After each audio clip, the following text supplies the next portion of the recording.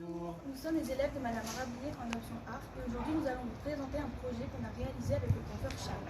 Ce projet était de réaliser des peintures qui seront par la suite exposées à la cantine. Nous avons chacun dû choisir plusieurs mots qui représentent la jeunesse, la culture et la diversité de la Nouvelle-Calédonie. Ces mots seront insérés au niveau du visage des peintures. Et voilà. Nous avons eu la chance de pouvoir interviewer Cham. Du coup, on vous laisse avec la suite. Bonjour Charles. Bonjour Cham. Donc les élèves de l'option art vous connaissent bien, mais les autres élèves du lycée ne savent peut-être pas qui vous êtes.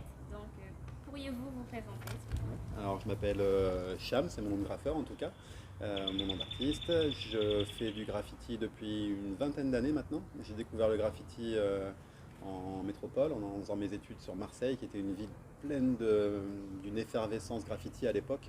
Et je suis tombé amoureux de cette pratique-là et ça fait 8 ans, 9 ans même que je le pratique de façon professionnelle. Ça veut dire un peu moins dans la rue, mais plus chez des particuliers, donc pour des entreprises, en faisant des cours aussi un peu partout, pour des écoles, des personnes handicapées, des prisonniers, enfin voilà, c'est assez varié.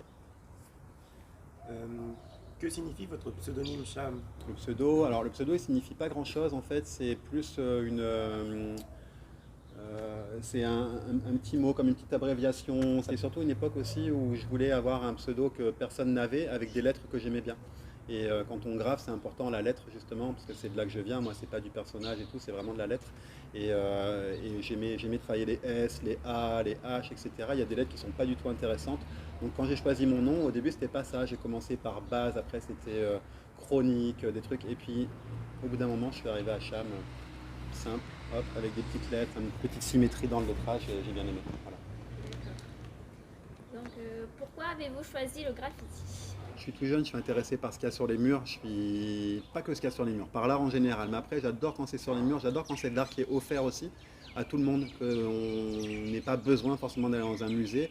Et j'ai toujours accroché avec la culture hip-hop, et il y avait le graffiti qui allait avec. J'ai fait du skateboard, donc voilà, c'est de là que je viens. Et puis un jour, à Marseille, là, je suis arrivé là-bas pour mes études, il y en avait partout. Je me suis dit, ouais, c'est ça que je veux faire. Au début, je prenais des photos, puis après, j'ai dit non, c'est pas les photos, c'est la bombe que je veux prendre dans les mains. Et puis un jour, j'ai été en acheter, et puis je suis parti peindre. Juste par rapport au graphe, il y a un côté qui est super cool aussi, c'est le côté équipe. C'est pas qu'une pratique artistique, c'est aussi une pratique d'équipe. Et quand on trouve sa team, ses potes avec qui on fait une petite famille, c'est super sympa aussi. Ok. Utilisez-vous d'autres techniques? Si oui, lesquelles? Alors j'utilise pas beaucoup de techniques, j'utilise vraiment l'aérosol, c'est 95% de ce que j'utilise, et après c'est des Posca. C'est vraiment que le matériel qu'on utilise en tant que graffeur, tagueur.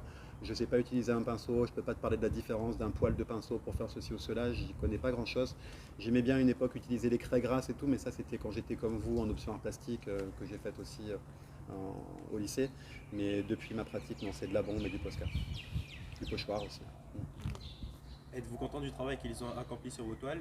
Oui, je suis content, ça correspondait à peu près à ce que j'attendais. Après, dans les 5 toiles, il y a certaines parties où je sais que je reviendrai un petit peu dessus. Mais après, le but, c'est pas non plus de tout enlever, loin de là. C'est juste de rajouter peut-être sur certaines où on ne voit plus trop les mots, de rajouter quelques mots quand même. Mais après, non, dans l'ensemble, ça me va bien. C'était surtout des tons de couleurs que je voulais pour pouvoir retravailler au-dessus après. Et puis après, si on peut jouer à cache-cache, à essayer d'aller trouver un peu les mots, tout ça, d'aller glisser l'œil à travers les visages pour trouver les mots, c'est sympa aussi, c'est le but. Nous sommes impatients de voir vos œuvres terminées. Je crois qu'il vous reste encore du travail. Ouais, il m'en reste du travail. Ouais. Là, ouais. Désolée. Non, pas de souci. Merci de nous avoir consacré du temps. Avec plaisir. Au revoir Charles. Bon, j'espère que quand je reviendrai, vous serez content de pouvoir reprendre les photos à côté une fois l'étoile finie. Vous serez fiers de ce que vous avez fait et de ce que j'ai fait aussi. Merci beaucoup. Salut, merci à vous.